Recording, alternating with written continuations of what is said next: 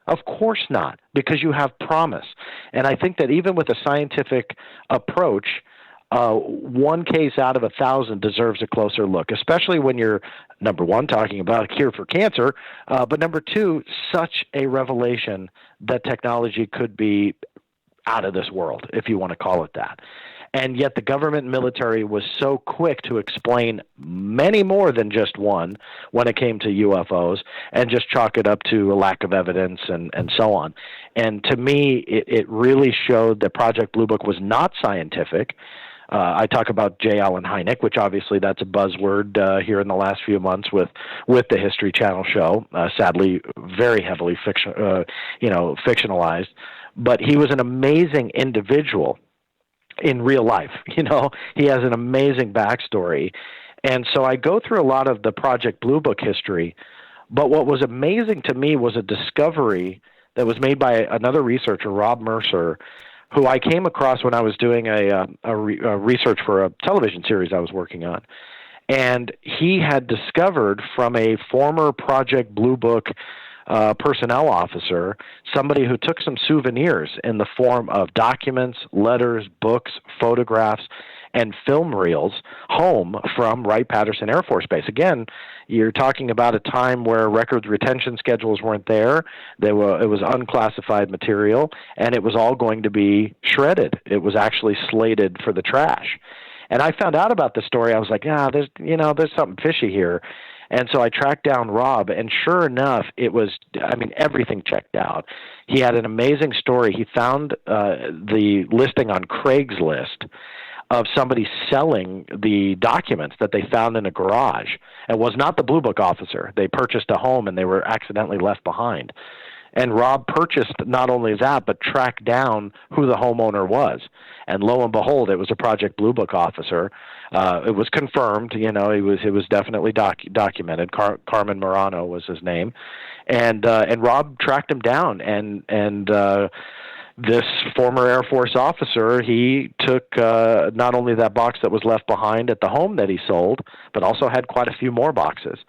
And so I worked with Rob. We got them all online, but the contents were fascinating because what it showed, it solidified what I, and many others have thought for many years, that Blue Book was not an investigation, but rather an explanation.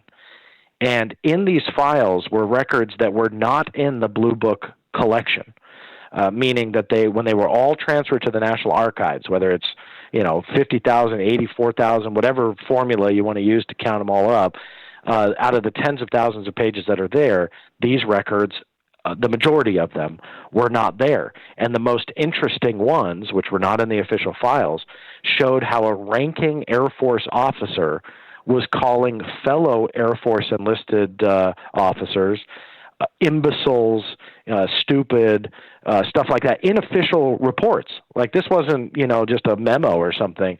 These were official UFO investigations where the ranking officer who was tasked to investigate the UFOs, before he ever went in there, thought literally that the military officers who saw the UFO were imbeciles just because they reported a UFO. And it shows a very interesting look at the mindset of the Air Force investigators that were going after these Blue Book reports. Of course, that went into the quote-unquote solved category, but it shows how skewed from a scientific standpoint that these investigations really were. And that was just one page. I mean, Rob had come up with some amazing things. So what I do is I look at all the official government documents, and then you tack on Rob's find, which was, 1 in a million. It shows beyond any shadow of a doubt that Blue Book was not the scientific explanation that we've been led to believe, but rather it goes into what seems much more plausible. All it was doing was explaining what UFOs were. And the last thing I'll bring up, and I go into quite a few of these letters in my book, is the fact that J. Allen Hynek in the latter years of Project Blue Book started writing Hector Quintanilla, or Quintanilla, however you want to pronounce it, who was the head of Project Blue Book at the time, asking to go back and revisit the solved cases, because Dr. Hynek either had an epiphany or realized they were covering this up, and he wanted to go back and revisit them. And the ranking officer of Project Blue Book said, no, absolutely not. He was very sternly worded in his letters and correspondence, and learned that Dr. Hynek was out there starting to reach out to the UFO community at the time and lecturing and so on, and that really made him upset. So to see the wording of these letters, it was such an amazing inside look that I had never seen before. And in fact, I don't think the world ever saw before, except this Air Force officer who kept these things as a souvenir. And so those are the only non-FOIA documents in the entire book. But everything, this guy is documented to be involved, and they're real. To hoax anything like that is just out of the question.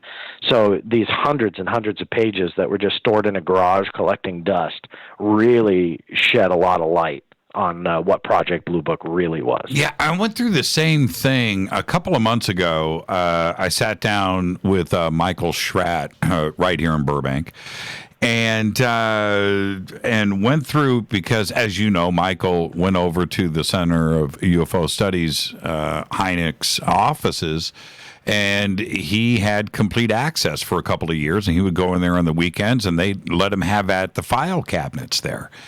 And so he's got stuff that is just mind blowing. And I sat there and I went through page after page of these original reports, right? And I'm looking at them. I've got copies of a bunch here in the bunker, and the stuff that is there, it was one report after another that I had never heard of, right? And I just thought, how much is out there that Hynek was sitting on? That obviously by that point, Blue Book had been closed for a number of years, but he continued the research, and he had a lot of stuff. Very, very credible, multiple eyewitnesses, reports that if Schratt hadn't have gone in and done what he had done and done what you are doing now, you know what I mean? We would never have access to these documents. Yeah, and that is, to me, is one of the biggest telling pieces of evidence here about Project Blue Book, where you have your chief scientific consultant that in the beginning days was a total skeptic and goes on through the years to investigate and have second thoughts, and he leaves Project Blue Book to start his own organization and research UFOs because he knows there's more to it. That's right. That, to me, is an amazing aspect to that whole story.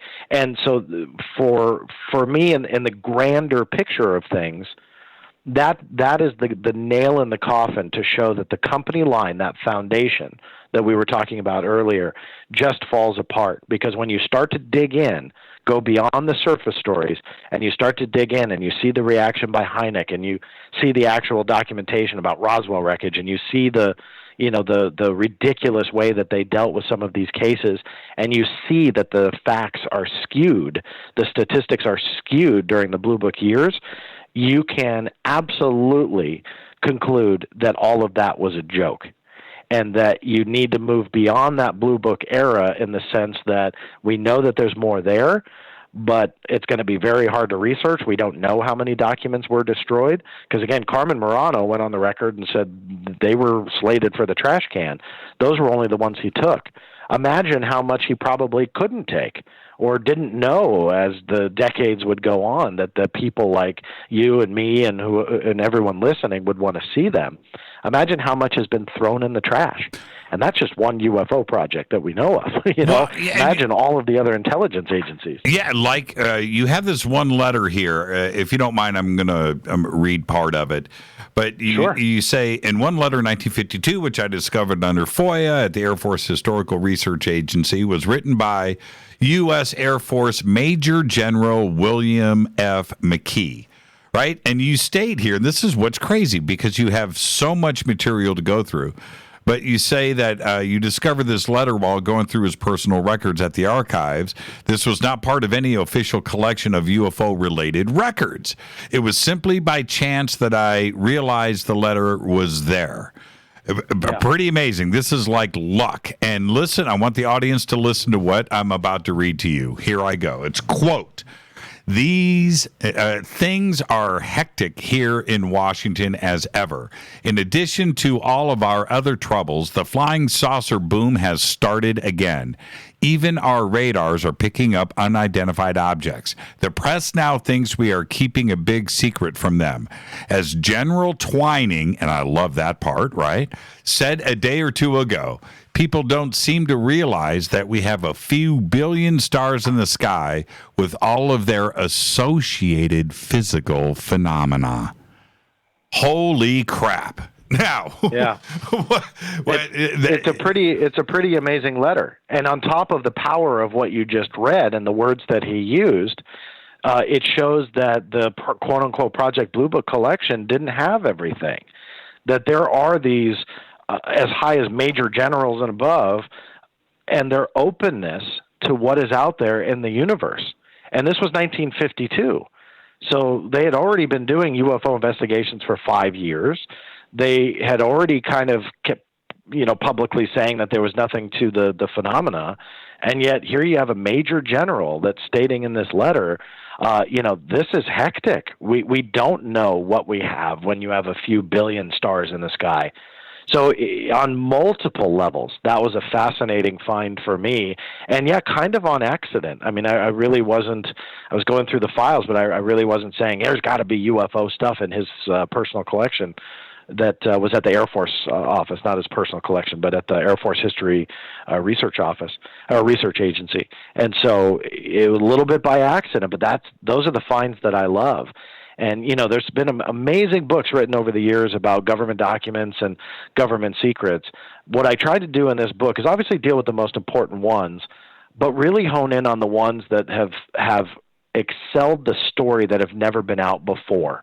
I tried to stick with as many of those as I could, just simply because to me it just takes the amazing foundation that researchers that have come well before me, it takes that foundation that they've already set and then takes it to the next step and to that next level, that there is more information than we knew was there before. And this letter was a prime example for me to keep digging, because I can tell you I have felt many times over the years that I have tapped out, meaning that I've been able to discover all UFO documents of all the agencies at this point, that I've filed FOIA requests to everywhere. But it's a situation like this where you come across a letter that's very, very powerful. But on top of that, you realize that they are just hidden in these nooks and crannies of agencies and archives. And I mean, it is a very tangled web that they have woven to try and figure out where they're hiding documents.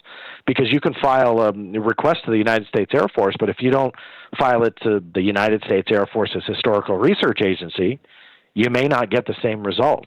It's the same agency. You'd think, well, why not? You should be able to really get the same results. But in reality, these agencies are so big, they stretch so far, and then to make matters worse, they don't communicate. So to try and really put the lines together and connect the dots, it's very, very tricky. So often I've thought I've just tapped out on everything, and then you make a discovery and it branches off into 20 more FOIA requests, and then you're busy for another decade. The Bellender memo, which is another pretty amazing document. This is dated the 20th of October, 1969. But it's not the memo itself is a fascinating read. But when you consider the date, 1969, Project Blue Book being closed and so forth. But he says for more than 20 years, the Air Force, and I encourage everybody, if you get the book just for this one page of this memo, to see this, because it's a very important document. But he says that Blue Book has the responsibility within the Department of Defense for the investigation of unidentified flying objects for two reasons. A, and this rocks me. A, to determine whether UFOs pose a threat to the security of the United States, and B, to determine whether UFOs exhibit any unique scientific information or advanced technology which could contribute to the scientific or technical research. and see attachment 3. Now, when you get a document, now, first off, how did you get this document, right? And was this something else that was part of a massive document dump that you got lucky with? No, actually, and I want to give a nod to a researcher, the late Robert Todd, who I gave the nod to in the book, that back in 1979, he was actually the one that had discovered this through FOIA, and Stanton Friedman has used this, quite a bit in his books and so on. So I definitely want to give a nod on this specific one to Robert Todd, who I believe was the first to find it back in 1979. But this was one of those pieces of the puzzle that really just excelled the story for me, that you have all that other evidence to show that Blue Book was a joke, but then the Bolander memo comes in and says, in addition to what you had just referenced, that that cases that really did kind of show a threat to, national security were not part of the Blue Book system, which meant that, this is something that, in my mind, solidifies the cover-up. Blue Book was the public story to calm everybody down and make them go away. And I'll give you the exact quote. It says, "Moreover, reports of unidentified flying objects which could affect national security are made in accordance with JANAP 146 or Air Force Manual 5511 and are not part of the Blue Book system." That was attachment 10. That is one of the most important lines of that entire memo, because now the concept is, where did they go? So when I had read about this memo, what I did was kind of explore that JANAP 146. What does that mean? And the acronym stands for Joint Army, Navy, Air Force Publication. And then that Air Force Manual. Both have been rescinded since this time frame, meaning they're no longer on the books. But that has been that public line, and that goes back to my story about Air Force Manual 10-206, which the public line was, we're not interested in UFOs anymore. So Air Force Manual 5511 went away, and JANAP 146, it stayed around for a little while, but that was ultimately rescinded. So that had been that public line until when I had discovered Air Force Manual 10-206. So to those listening, if this sounds tedious, it absolutely is. And that is the challenge when trying to put all of these pieces of the puzzle together and to try and make a cohesive timeline of how all of this rolled out. But the Bolander memo solidified that Project Blue Book did not see the important things. Now, to any scientific study on anything, you cannot withhold evidence if you're trying to draw a conclusion. You just can't. So if you're telling me that there was a scientific investigation known as Project Blue Book, and they saw UFO reports and they tried to get an answer, and their conclusion was that there was nothing to it, and in your next breath, behind the scenes, you're stating, yeah, but they didn't get all the evidence, that means the conclusion is not that. That means you cannot conclude anything if you're withholding evidence, because the whole point of Project Blue Book was to tell the public there is no threat to national security. Yet behind the scenes are saying, those that do affect national security, they're going over to that building instead. None of that makes sense, nor does it support a scientific approach to this phenomena at all. And the Bolander memo definitely solidified that. Let's take a break right here. Our guest tonight, John Greenewald, The Black Vault. His new book is called Inside the Black Vault. You can go to InsideTheBlackVault.com and order your copy right now. We'll be right back. More with John right after this short break. Stay with us.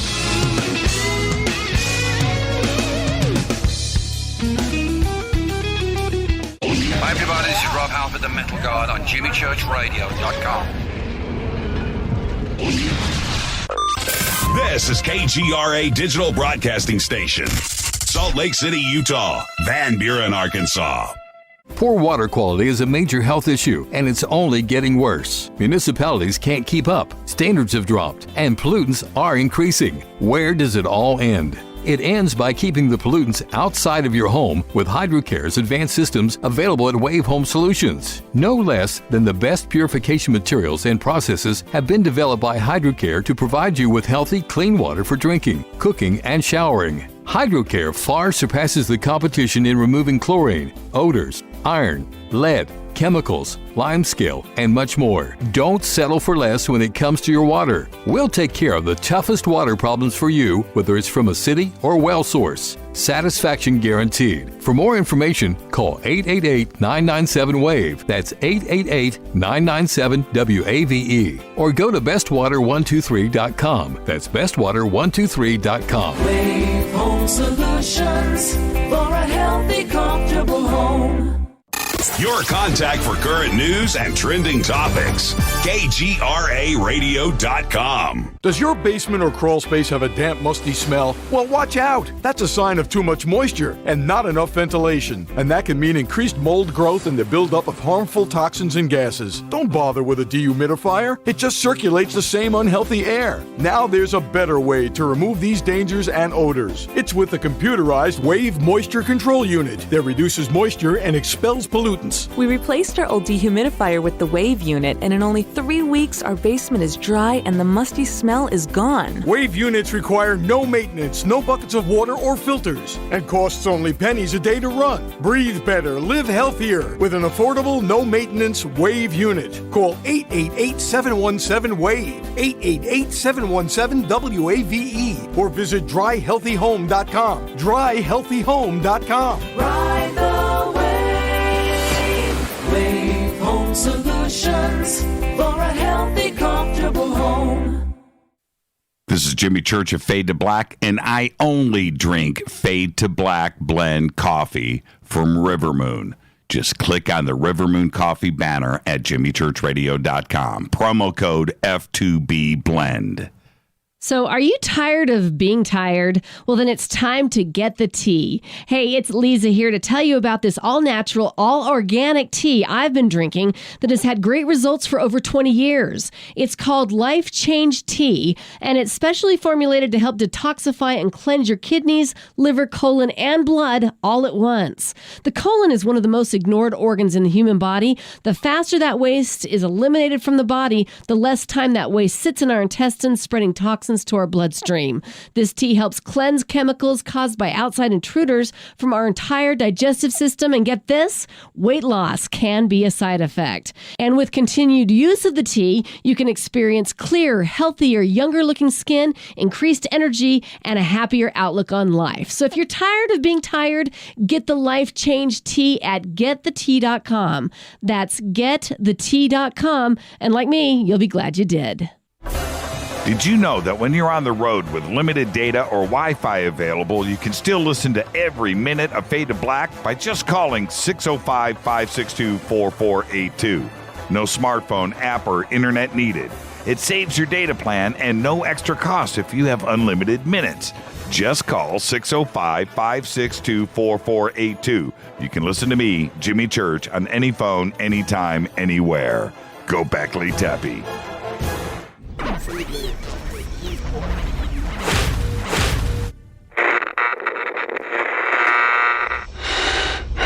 You want to know a secret?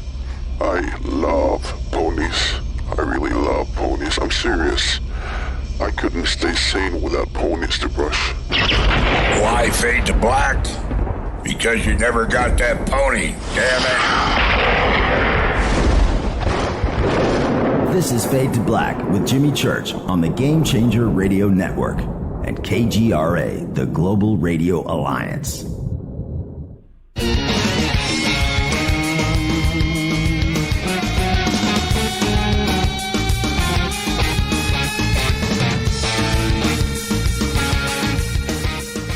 Welcome back. Fade to Black. I'm your host, Jimmy Church. Our guest tonight, John Greenewald, The Black Vault. Of course, it is theblackvault.com. The links are over at jimmychurchradio.com. The new book is called Inside the Black Vault, and that website is insidetheblackvault.com. Now, John, I want to switch gears, but before we do, what does it feel like when you know that there is a CIA employee right now with address labels for John Greenewald in their desk drawer, right? I mean, what does that feel like? When you posted those images last year of that big box from the CIA that arrived at the house, That kind of creeped me out a little bit, but it was pretty exciting nonetheless. But I don't think anybody wants to receive mail from the CIA, do they? Oh, well, I do. I'll take it every day if I could. It's a little creepy to think about, but you know what? I mean, there's a lot of nice people at a lot of these agencies.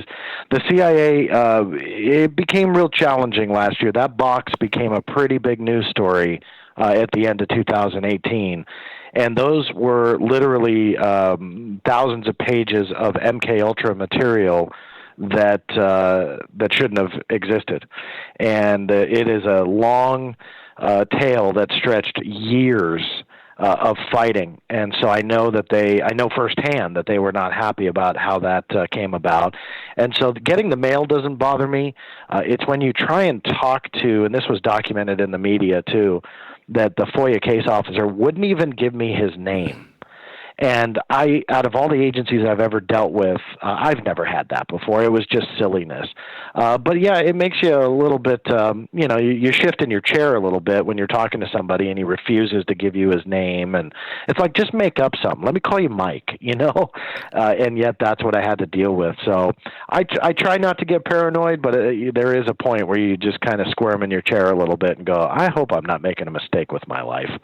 Like anything else, John, have you built personal relationships with a few individuals at these agencies when you're trying to get to the bottom of some of these documents? Do you have people that take your phone calls? Yeah, and I feel that there's a personal relationship. They may hate me down to my core, but no, I think that there's a lot of. And more than a few. Again, I want to give credit because I know that they deal with a lot. Just dealing with me is a lot. So that I give them a lot of respect for because I push, but legally, but I push for records. But I'm not the only one. And some of these agencies literally get thousands and thousands of requests a year. And so they don't only have to deal with me; they deal with thousands of other people that are pushing and creating a workload. So I've always tried to appreciate that. I've always tried to have personal relationships with the agencies, and sometimes it doesn't always work. I mean, I like to think that I have a relationship with one or two of the officers at the CIA, but sadly, I don't think so. Just because I know that when you get media attention and you profile something that makes an agency look bad, I don't want to just pick on the CIA. I mean, there's been a lot of media stories that have profiled documents that I've come out with, not just on UFOs, but a lot of things. And so when you're making an agency not necessarily look on the up and up, and that is a challenge for me because I don't want to make people look bad, but it's important history. But the result of that is that, they probably don't like you that much because you're getting the dirt out there, and the Freedom of Information Act that generates these finds and these nuggets of truth and history, and it's all fascinating. Sometimes it's hard to publish it, and I know that last year when I'm releasing documents that I have no evidence that they've been released before. The CIA tried to tell me they were, and I believe that I've proven that false, but that they were implanting chips into the brains of dogs and trying to remote control them, and were successful at it. Just to give you a very quick synopsis, that's dirty laundry, I mean, this was in the 60s, and they were successfully doing that. And so then that begs the question, what are they doing today?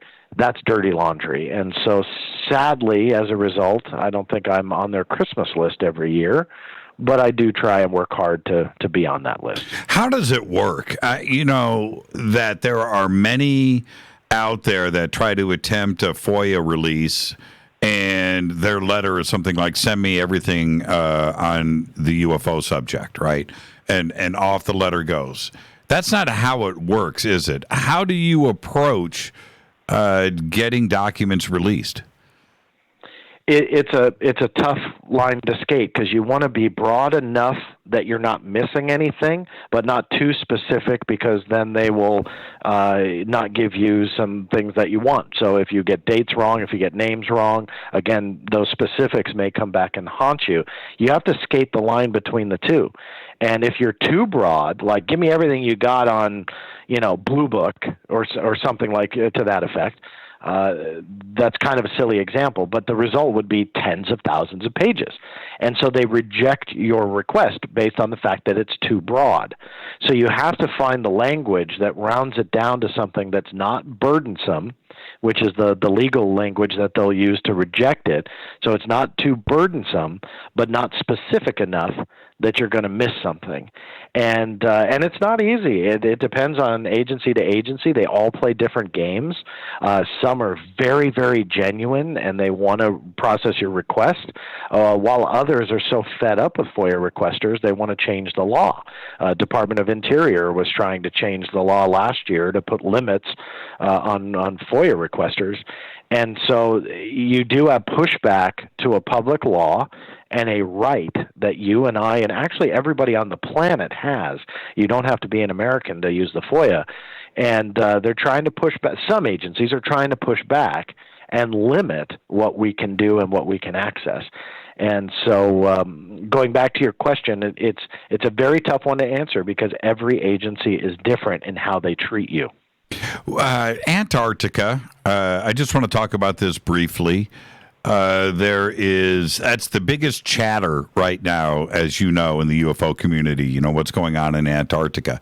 Have you done anything in that area?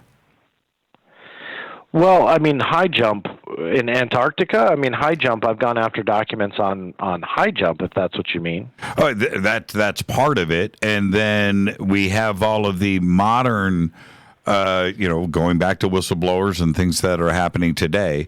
That there are things that have been discovered since high jump, and the reason for going down there was high jump.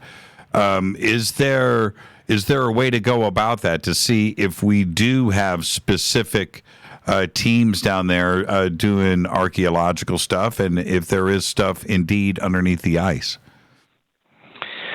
I mean, it's a tough one unless you find some kind of shred of evidence that they, have a ship down there or a vehicle down there or something that launches you. I mean, high jump was a massive operation in the late 1940s that was going down there, so they couldn't hide it. So we're able to go after documents. I'd have to know a little bit more of exactly what you're talking about if there are specific pieces of evidence, reports, media reports, all of those types of pieces of evidence from the public world, from the public domain, can be used to then spawn a Freedom of Information Act request to whatever agency or all of them. I mean, whenever you're in doubt, if there's any FOIA hounds out there that want to learn, if you're ever in doubt on what agency to send it to, it really doesn't hurt to send it to, a couple of them or all of them, to try and find information. So it's a tough one to answer because I don't know exactly where you're going with that with the details, but you'd have to use something as a launching point to file the request and see where you end up, and then you morph it accordingly. Yeah. Okay. So, for instance, and I'm looking at the clock, and we are quickly running out of time, and we've got so much more to talk about. But something like the pyramid, right, that has been reported to be down in Antarctica. Is there a way to, just with that knowledge, where would you go to with that? Would you go to, I don't know, the Smithsonian almost? Who would do the research on that? That's again a tough one to answer. I mean, you would just have to kind of dig in a little bit to see if there's any shred of evidence that there is an interest, right. And if there is an interest, then an interest by who, and go from there. It's a tedious process. Don't get me wrong. I wish there was an easy answer for you on what agency might potentially do that.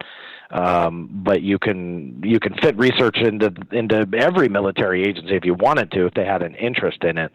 But again, you need that evidence to show something to spawn that FOIA request.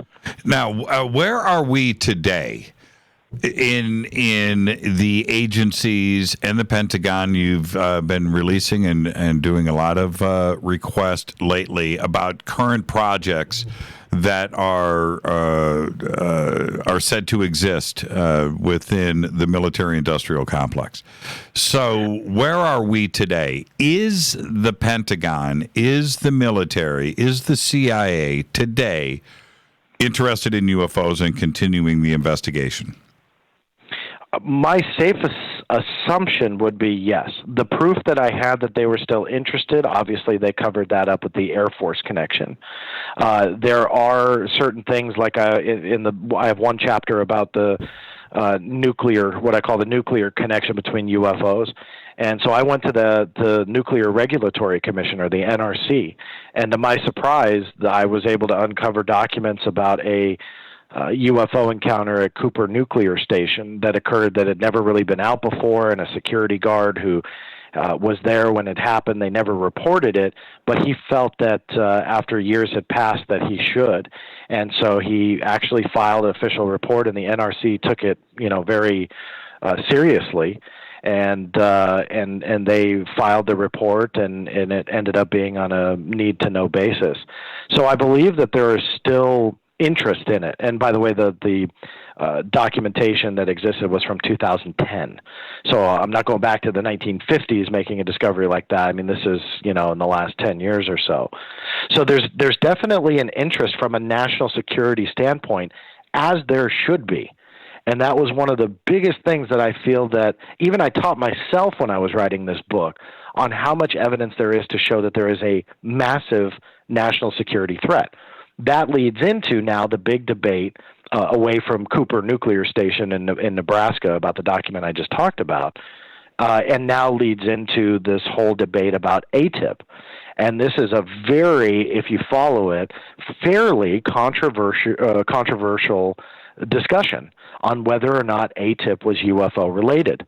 And, I have been kind of branded as the skeptic on this, but I am digging hard for documents to kind of back up the current claims. And obviously the biggest spokesperson for this story would be Mr. Luis Elizondo, the man that we have seen all throughout the media since December of 2017 when the story broke. Now, the way I approach it, going back to the beginning of our conversation, is that journalistic standard. I don't claim to be a journalist. I've already said that. But again, adopting that principle to try and figure out what documentation, if any, can support the claims.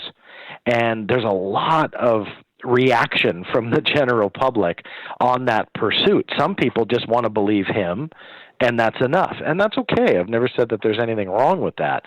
But if you follow the evidence of what not only Mr. Elizondo has said, but even Senator Harry Reid, and Harry Reid is the one I'll really quote here, is that there is more than 80% or 80% plus of the information related to ATIP that is unclassified.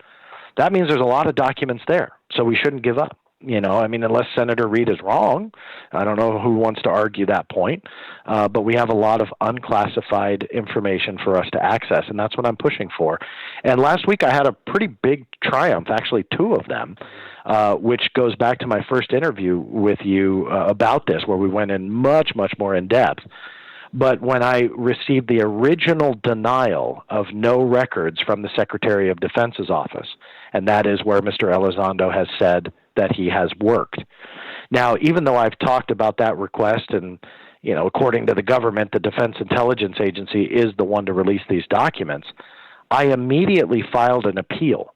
Now, the letters that I have outstanding, I generally don't talk about. I might make reference to it real quick, but I don't dive deep into it because I want it to play out before I start making claims. And from December of 2017 all the way through to the beginning of last week, on March 18 of 2019, I got a response letter, and my appeal was granted. And that's a pretty big win under FOIA. And my appeal was the fact that they said that they had no records on ATIP, and then later stated anything related to ATIP was going to be released by DIA. But if you listen to the stories... Okay, so I want the audience to understand what you're saying here. We're talking about two different agencies where these records would possibly lie. The first search you did was with what agency? The one that Mr. Elizondo said that he worked at, which is the Office of the Secretary of Defense. Or OSD. You'll hear me say OSD. Yeah, I want these monikers correct so everybody understands. So Elizondo was OSD, and that's where you went originally, was to OSD? Correct. And I did that in October of 2017 when To the Stars did their press conference and Mr. Elizondo was introduced to the world. ATIP, I didn't have the name yet. That didn't break until December with the New York Times article. But I quoted him and used his publicly available testimony to describe the program. It came up with a no records response. After December came around, I had called their office and said that it's ATIP, and that spawned off into a dilemma / controversy about what the actual name was. But regardless, ATIP was then said to me to be within the Defense Intelligence Agency. So that's separate than OSD. And the Defense Intelligence Agency, you'll hear me say, as DIA. And so I immediately filed FOIA requests there. But at the same time, it never made sense to me that Mr. Elizondo, working for OSD, that's what he said, would be heading a project at another agency. They're all under the guise of the Department of Defense. But it never made sense to me. It might be an easy answer. He might be listening right now, and he goes, John, you're an idiot because of X, Y, Z. Mm-hmm. Great. I just don't know of any other project, as long as I've done this, that I can reference to say someone from OSD is heading another agency's project. But so I, filed to DIA. But at the same time, I filed the official appeal stating that based on the wording of my letter, there still should be something there. And it took until March 18th of 2019 for them to say, your appeal is granted. And so that forced them to then search for records again. Here's the kicker. Within 2 days, I had a final response to my reopened request. And they confirmed, this is the first time in a FOIA letter that they confirmed that Mr. Elizondo worked for them and retired in or around the October 2017 date. So that matched up with what he was saying. But they did not do a search for records. So I appealed again. And so it was kind of a win on two ways, because they said, yes, he worked here, but we don't know anything about any program dealing with, unidentified aerial threats. So they stood by the fact that there was no quote-unquote UFO aspect to this. And I didn't say UFO. There's a lot of, again, people out there that try to attack, and they say, well, if you go for UFO information, they've changed the keyword and they changed the acronym. The way that I word requests are not going after UFO documents when it comes to ATIP, right? So that argument does not stand true. It can't be true. And so they confirmed in their letter that they know nothing about what he is talking about the unidentified aerial threats. Whether that's a lie or not, I don't know, but I'm just stating what they said. But they said in the same letter they did not conduct another search, because they just based the assumption that they just didn't have anything. So I turned around and filed a second appeal, and I won that appeal last week. Now, no matter what you think about ATIP and Mr. Elizondo and was it or wasn't it a UFO program, that's a big win for everyone, including To the Stars, because there are 2 years of documents on ATIP from 2010 to 2012 that are at OSD. That's just how the government works. And, it's a very long journey here since I started this, but it is confirmed that OSD had it from 2010 to 2012. So the argument that they said it was all DIA was bunk, and that's why I won my appeal. And then I won my second appeal based on the fact they didn't do what they were supposed to do. He was confirmed to work for OSD or DIA? OSD. OSD. And the original DIA misdirection, that came from Elizondo? No, in fairness, that was OSD that told me that the Defense Intelligence Agency, here's another acronym for you, would be what's called the OPR. So the OPR is the Office of Primary Responsibility for declassifying a document. So very quickly, if a CIA creates a document and they forward it to the State Department and the Army or whomever, if you request that document from the State Department or the Army or whomever, they have to revert it back to the CIA because they authored it and they're the OPR. So they were claiming that DIA was the OPR for everything related to the ATIP program. Right. And I fought it because that didn't make sense. I fought that immediately in December of 2017. It took that long to get the appeal granted. So it was a pretty big win, but it was OSD that led it to DIA. Now here's where I will also add that Mr. Elizondo has added to the confusion in a recent lecture that I watched the video of that's been put online. Somebody had asked him from the audience that if you're filing FOIA requests, where should you go? And I'm paraphrasing, but he essentially said, if I was a betting man, I would stick with DIA. Now that to me makes absolutely no sense, because it is documented, including Mr. Elizondo's words. I mean, I'm not saying the government says it. Mr. Elizondo says it from 2010 to 2012, and in fact, he says it still continued after that date when it was canceled. It was at OSD. What that means is that now OSD becomes the OPR for documents dated 2010 to 2012. Why would he have the answer to shift everybody to DIA? I don't know. Well, if you were going to speculate on that, and I hate to ask you to speculate, but shouldn't he know the difference? Absolutely, and I'm confident he does. I don't want to say he's maliciously misleading. What I want to know is, why does he find no importance to the 2 years of documents at OSD? Because the DIA has gone on the record in writing to me that in 2009, the OSD had reviewed the program at DIA, and they felt that it was not producing results, and that after that next fiscal year, which was 2010, they were going to transfer it out. DIA never told me who, but it's obvious it was OSD because, it kind of all coincides with that and what Mr. Elizondo has said. So why would he omit us, meaning FOIA requesters, to go after 2 years worth of ATIP-related documents? And I don't know the answer to that. May also have a very easy explanation, and I'd love to ask him if I had the opportunity. I've tried for a long time to interview him and ask these questions, not combatively, but in a friendly way, but just clarify some of these things. Because on the surface, this is what I mean about there's surface stories, and then once you start to dig in, there are questions that arise.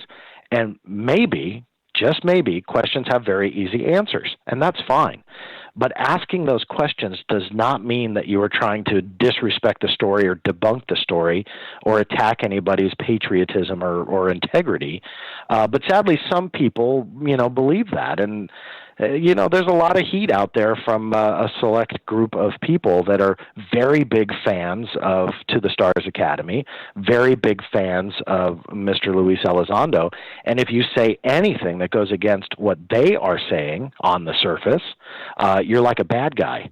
And I don't understand that. And I hope that I appreciate that passion, but I hope instead of, attacking me, which I've sadly have kind of fallen into being a victim of more attacks versus discussion. I don't mind if people disagree with me, but the attacking, it just has to stop. Funnel the passion into finding answers.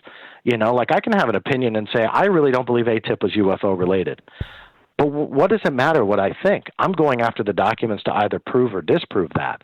What I'm worried about at this point, now that, well more than a year has passed, that at this point, the water is so muddy that let's just say the government releases documents and there's no shred of evidence that there's UFOs involved.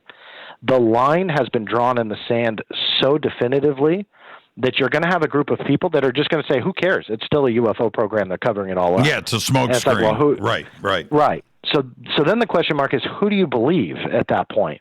And I'm not saying who to believe. I'm not saying, well, if the government comes out with that, it's gospel. No, I just wrote a book about how what they say is not gospel. So I'm very open to the fact that they're lying. But with their own documents, I've been able to prove those lies. So even though I it sounds like I'm contradicting myself, I use government documents to prove those lies. And so if you believe the ATIP story that it's largely unclassified and Harry Reid said 80% plus is unclassified, that just goes against decades, actually more than a half a century of documented true UFO documents. It rewrites all of that, and just kind of creates this whole brand new narrative to me that doesn't make sense. So yeah, at this point, if people want to label me skeptical, I absolutely am. But there's nothing wrong with that, or at least there shouldn't be anything wrong with that. There's a lot of unanswered questions that if you just look at the surface story, it makes me look like a bad guy. If you start to dig in and realize there's a lot of discrepancies, then you realize, well, I think we should ask a few more questions and keep going after this. Doesn't mean that I'm trying to make anybody look bad. It just means we need to follow a journalistic standard to try and find something to confirm what these major claims are.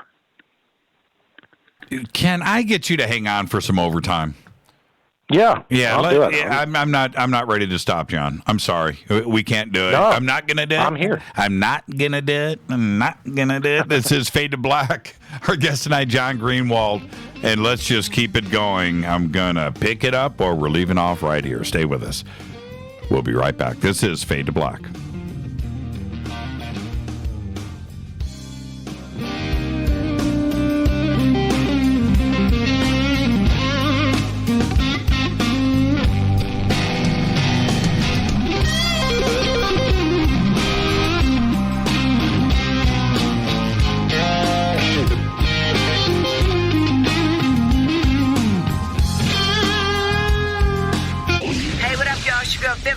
Here, and you are listening to my boy Jimmy Church on JimmyChurchRadio.com.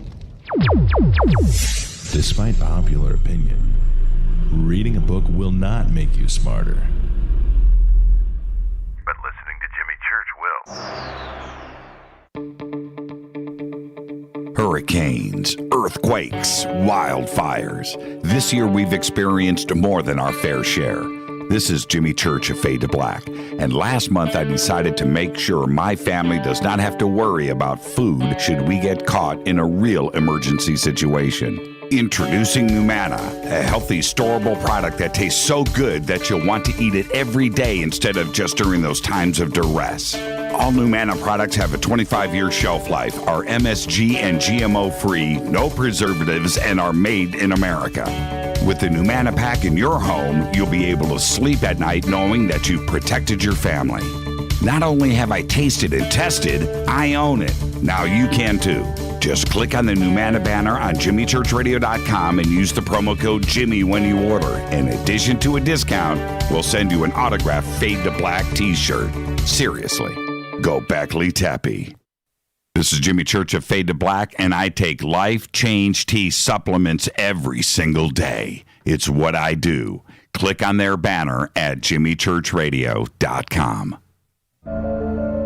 When you take the beans from Central America with dashes of Indonesian and African mixed in and then roast it to the dark side of Fade to Black, you create the ultimate brew of fringe.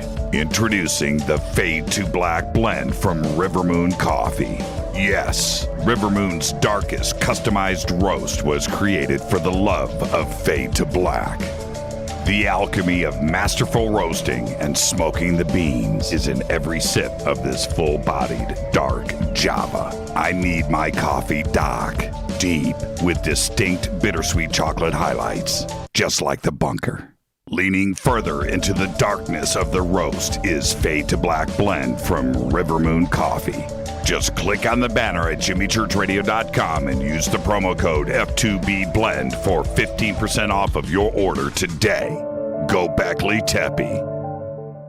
Hi folks, CBD is the home run hitter for health right now. Why, you ask? Because of what it does for the body. Unfortunately, I can't tell you all about the benefit. You know, there's reasons. Do your due diligence and log on to AncientLifeOil.com. That's AncientLifeOil.com. Ancient Life Oil uses organic ingredients and is blended in coconut oil for some of the best benefits. Legal in 50 states and non-psychoactive. Log on to AncientLifeOil.com. That's AncientLifeOil.com. This is Jimmy Church of Fade to Black, and my family is safe because of Numana Emergency Food Storage. Just go to the Numana banner at JimmyChurchRadio.com. Promo code Jimmy10. Are you intrigued by Paranormal Talk Radio? You'll love the new Paranormal Radio app from TalkStream Live.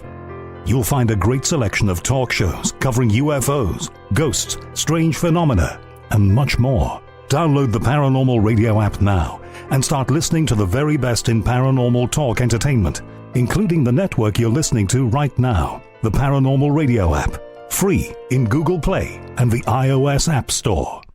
Erica, Brittany, Gabby, and you're listening to JamieChurchRadio.com. It's not a lifestyle we chose. We were born this way. KGRARadio.com.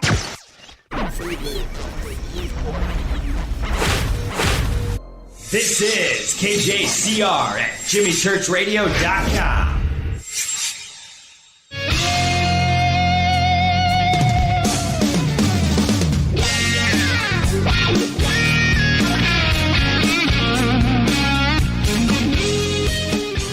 All right. Welcome back. Fade to Black. I knew this was going to happen. It's John Greenewald.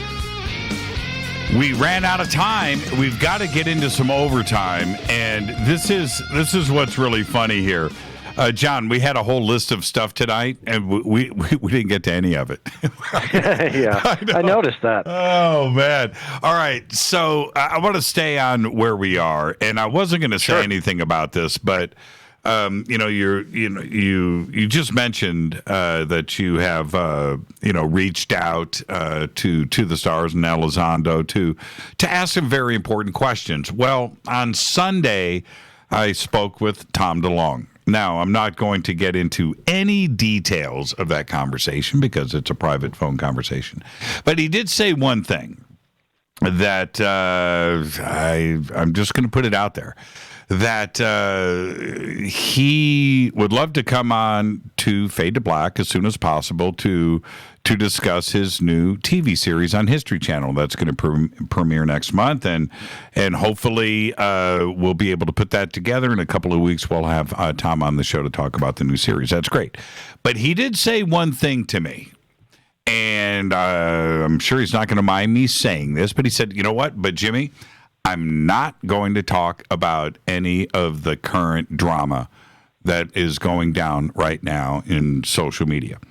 And he's referring to exactly what we're talking about here. And he and I don't know if it's because of what went down on Rogan and that they want to play into the safe zone and just discuss the new series, which I fully understand why. But I think that they seriously need to control their own narrative because it has spun out of control and the waters are completely muddy. And I don't think you should take it personally, John, but I think that it got away from them a little bit, don't you think? Well, here's what I would say to that, in that it's not that I am offended that they won't talk to me. I think that it's more of a letdown that there are certain contradictions and then what I call red flags, questions that I think need to be addressed, whether it be to me or you or whomever. I think that these questions need to be asked, and again, there may be very easy answers for them on some of the inner logistics of how this all went down. But I'll give you, I wasn't planning on doing this, but I'll give you a sneak peek at what I'm creating right now. And what I'm creating right now, and you and I haven't even talked about this off the air, is a timeline of what we know about ATIP right down to the sources that gave us those little tidbits that we can piece together. So I know there's a lot of bloggers out there that are putting together articles. I've tried to make some sense of it with documents. So now I'm creating a timeline, and I'm going to all these sources, and I'll be honest with you, not even talking about government stuff, like away from FOIA. And this goes to the heart of people attacking me saying, well, do you think the FOIA is everything and the government's word is gospel? No, that's actually not it. I will take just the newspaper articles based on their conversations with Mr. Elizondo and or people from TTSA, Mr. Elizondo's slides that he has done at the presentations that I've been able to get videos of, and I'm creating the timeline, and I can't tell you how many errors I keep finding, that things don't make sense.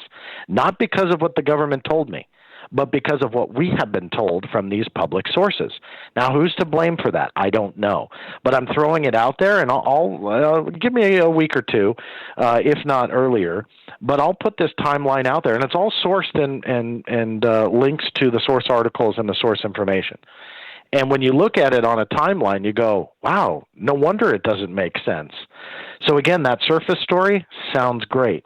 But when you start looking into what has been said and the variations of how it's been said, and then, if you sprinkle in the government documents that we have been able to get in the form of the bid solicitation for what ATIP allegedly was, which was the OSAP program, when you start putting it all on a timeline, there's a lot of discrepancies that don't make sense. And so that's just not me trying to put anyone down. That's me using sources that anybody can look at, trying to put it in a cohesive timeline to start to paint a picture, and it's near impossible. You can't do it. So I have multiple placeholders on this timeline for pretty much the same fact. So why is that? It should all kind of line up together, and it doesn't. And so when you really dig deep into this, it's a challenge. And I'll throw out one other thing that I don't know if you're aware of, but I discovered some documents about what's called a Project Outgrowth. And the reason why I bring this up is there's been a lot of reporting in the media and a lot of discussion, especially by some bloggers that really want to give a lot of attention to ATIP and these 38 reports that the Defense Intelligence Agency has released a list on. And Project Outgrowth was in the 1970s, and it was a forward projection research program that looked at primarily propulsion concepts in a forward-looking method out through the next 30 to 40 years. Now, if you look at what even Mr. Elizondo is saying ATIP was, it's nearly identical wording. And they actually go into the paranormal phenomena, including aircraft propulsion by the use of psychokinesis and the power of the mind and the supernatural. And so but no UFO aspect. If you do the math, it's about 36, 37 years, again, forward projecting 30 to 40 years, to when the OSAP bid solicitation went online. Am I saying that that's the precursor project? No. Am I saying it's identical? No. What I am saying, though, is history shows us that something like ATIP, if it turns out with no UFO connection, has existed before, forward-thinking decades into the future on advanced propulsion concepts, going all the way right up to paranormal phenomena, including psychokinesis. All that is documented. There's no leaked document, no whistleblower, obtained through the Freedom of Information Act. So my whole point is that we can't get too excited yet about some of these report titles that have been reported on, because we don't know the context of how they were put into ATIP. That's not me trying to be a skeptic. That's me following the documentation and the proven history.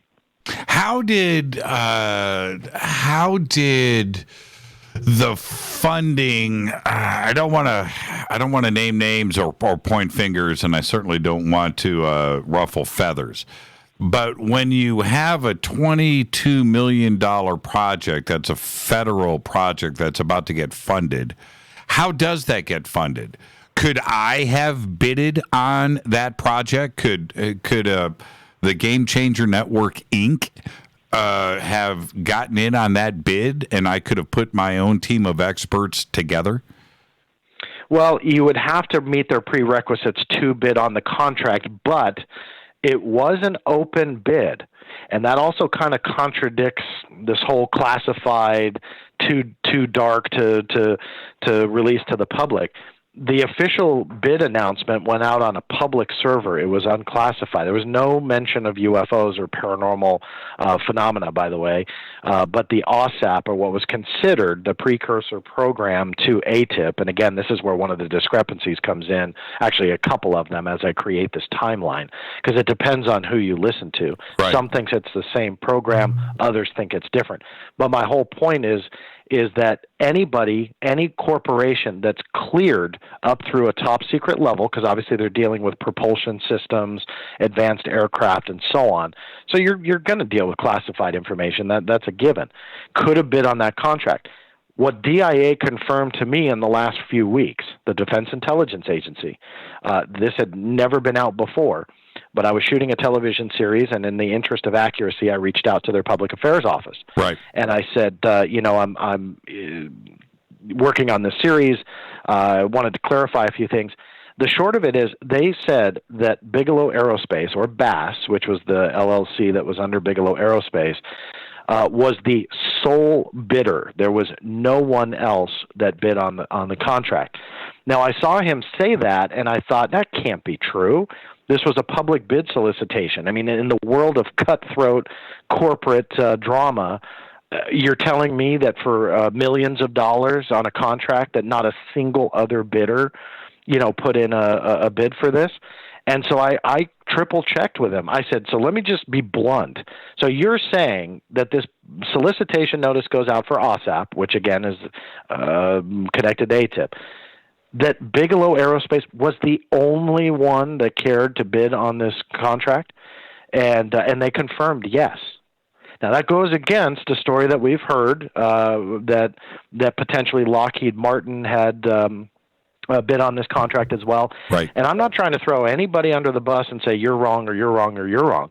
But again, it's that timeline and trying to make sense out of what we have been told from the media, from To the Stars Academy, and from the government as well. And it's like you have to pick someone to believe, and it's really hard because you can find discrepancies with all of them. And so the bottom line is it's that muddy water dilemma. Who do we believe, and at what point is the water so muddy it doesn't matter what comes out anymore? Because at this point, who's going to believe it? There are too many contradictions. Let me see if I'm understanding you correctly. The original New York Times article, right, December 17th, 2017, in December, that article, which clearly didn't suggest, it stated that the government had a top secret UFO program and was currently investigating UFOs, and it was a $22 million project. That top secret project alluded to in the New York Times article was a publicly bidded on program that BASS grabbed for $22 million. Am I understanding you correctly? That is correct. A couple minor things. The New York Times never did say top secret. Politico said secret. Sounds like semantics, but that is an important aspect to all of it. Right. Sure. But why it's important is the entire program was public. It was publicly publicly posted, and when it was reported that Bigelow got it, and credit to George Knapp for the story, and he ran it. One of the original documents that he showed, I'm not sure of the source of exactly where he got it, showed 10 million and not 22 million. So then the question mark is, well, where's the other 12 million? And, did the 10 million fund the 38 documents that the Defense Intelligence has released? So there's a lot of unanswered questions there. And when you, again, read the New York Times article then, and they're saying that primarily $22 million went to Bigelow Aerospace, well, that's not really true because another media source says, well, it was 10 million. So did they have multiple contracts or what? So there's so many unanswered questions when it comes to following the money and where did it go? And then what happened in 2012? Where are they going to pull the money from? And that's another big question mark that I've always had with Mr. Elizondo stating that even though the government says that it ended in 2012, and we've gotten that from the Pentagon and we've gotten that from the Defense Intelligence Agency, they have both said the same thing. The question mark is how do you fund a program that's been canceled? So is the Pentagon lying? Is the DIA lying? Or how are they shifting potentially hundreds of thousands, millions? I mean, what's the question mark? Into funding ATIP for another 7 years. He's saying that it's still going on today, potentially with a different name. So, it's a very hard thing to track down when you're getting variations of the same story. Okay, I'm trying to follow this, and I'm starting to challenge, isn't it? It is now. Okay, so I'm trying to, for transparency here and for my own mind, I need to understand what is going on here. Was Elizondo sitting in an office working for OSD inside of the Pentagon or a government-owned building in Washington, D.C. running ATIP, or was ATIP and OSAP, was this a private venture through Bass, and was Elizondo indeed not in Washington, D.C., but potentially working out of Las Vegas? I don't understand what's going on here. And well, you and me both, and that not to cut you off, but that's a big unanswered question: is what was ATIP? You know, I mean, did it tie back to OSAP, and was it contracted out? Because if it's contracted out, then yes, you'll have oversight, but you don't necessarily have a guy who's working 24 hours a day on that particular project in the Pentagon, right, when it has been contracted out to a private contractor. So it all is going to come down to what the contract stipulated when it came to ATIP. I mean, here's another kind of weird one, and I don't have an answer to you, but I'll throw it out that not a lot of people talk about. The New York Times reported that it was 2007 to 2012 that ATIP was around. When you listen, and Mr. Elizondo was the source for that. I don't think that is disputed. If anybody wants to disagree, please, I will correct myself. But I believe it's common knowledge that Mr. Elizondo worked with the New York Times and the three authors and created that timeline. Yet, if OSAP is connected to ATIP, the public solicitation notice didn't go up until August of 2008. So that's a huge discrepancy right there. And then if you listen to Mr. Elizondo's presentations, he was saying OSAP came around, and then when it kind of turned more towards if I understand him correctly, turned more towards the UFO aspect to all of this, the name was changed to ATIP, and then in 2010 went to OSD. Well, that also contradicts it because ATIP couldn't be around in 2007. So what happened with the New York Times article, including all of the other places that ran that ATIP was around in 2007? If they want to argue, well, you know, that was a more general statement, it was OSAP, okay, the solicitation didn't go up until August of 2008. So and if you're confused with all of that, trust me, so am I. I've been investigating it, and it just doesn't make sense. So I've always disagreed with the Pentagon statement that it was the same program. I never bought that, and I think I said that on your show before and written about it. Right. I never thought it was the same program. But you can't now. Mr. Elizondo stated that OSAP was first, ATIP came second. Okay, OSAP was established as a concept in 2008 in August. So how can ATIP start in 2007 if Mr. Elizondo said ATIP came after OSAP? Confused much? So am I. Well, again, may have an easy answer, but I can't figure it out. Isn't that a basic question that should be asked of Lewis, or should it be a basic statement from Lewis as to where he was employed? Right? I mean, well, no, and in fairness to him, he has stated where he is employed, and that was confirmed by OSD in my appeal letter last week. No, I'm talking about physically. Where did he drive to work every day? From what I understand, the Pentagon. Right.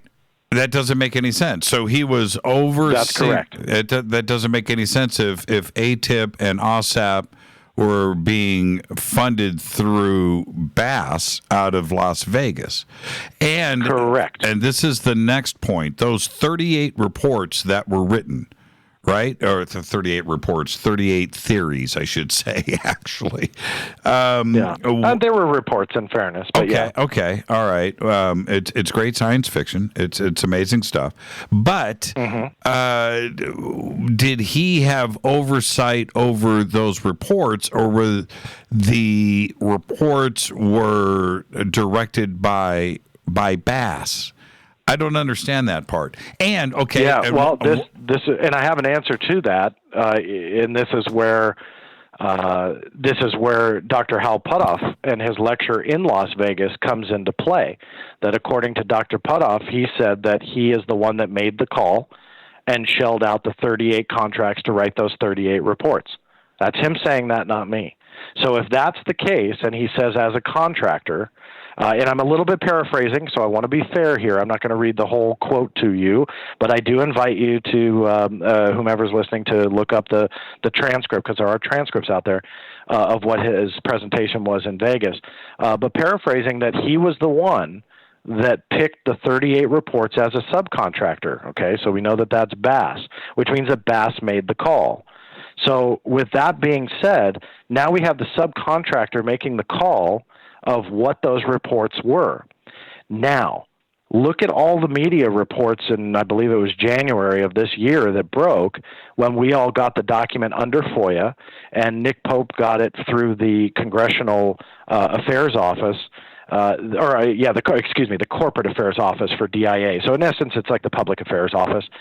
And so he got it emailed. He was, credit to him, was the first one that got it digitally. He put it out on Twitter, and then there was a media firestorm about publicizing it. But here's where I blame no one but the media, is that they started saying the DIA is the one that essentially created these reports. That's technically not really true, because they shelled that contract out to a private contractor. And according to Dr. Putoff in his presentation, he was the one that made the call through Bass. Now, that's not saying anybody is bad here or wrong. I'm just saying we have to be accurate. So it's not accurate to say the DIA's upper echelon said, we want a report on a warp drive. Right. We want a report on the Drake equation. We want XYZ. We can't say that yet. Did they ask Dr. Putoff to do those? Maybe, and Dr. Putoff didn't go into those details, and that's fine. That would be a great answer. But at this point, it's premature, and the way that presentation unfolded very much seemed like he made the call through Bass. And so it's inaccurate on the media's side to start saying DIA did this.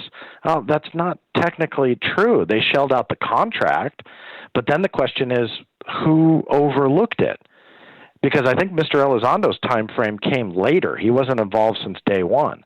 So those reports that we saw, and I have this confirmed in writing from DIA, mostly came in fiscal year 2009, and then the rest in 2010, and then 2010, ATIP was transferred out of the DIA into OSD, and I believe that that's where Mr. Elizondo has come into play. I don't think he was involved during the DIA years. I've scoured his transcripts. I have yet to be able to really confirm if he's ever said, in January of 2010, I joined ATIP at OSD. I don't have an exact date. If anybody knows it, please let me know. I mean, I'm not stating that he's never said it. I just have never found it. So there's no timestamp of when he started on the ATIP program. I can only assume is when it transferred over to OSD. And so you've got a lot of misreporting by the media. I blame the media more than anything else when it comes to bad UFO reporting. I think it's awful, not only just with ATIP, but like everything. And so when you, again, dig beyond the surface story and you start seeing these questions and these discrepancies, we have to be comfortable to ask the question. And in the same sentence, I'd like to say they, meaning to the stars, has to be comfortable to address that drama. There's nothing wrong with asking a question, because I think the majority of this is unclassified. If it's all classified and they can't talk about it, then they have to denounce what Senator Harry Reid said, that the 80+% is unclassified. So that's where that discrepancy comes in. You can't hide behind the shroud of secrecy when you have a former senator who's an advocate for what you're doing, stating that 80% of the program is unclassified, right? Those things don't go hand in hand. So I think that they shouldn't be afraid to address some of that drama, because there are phenomenal questions out there that not only I have, but others as well. I'm not the only one.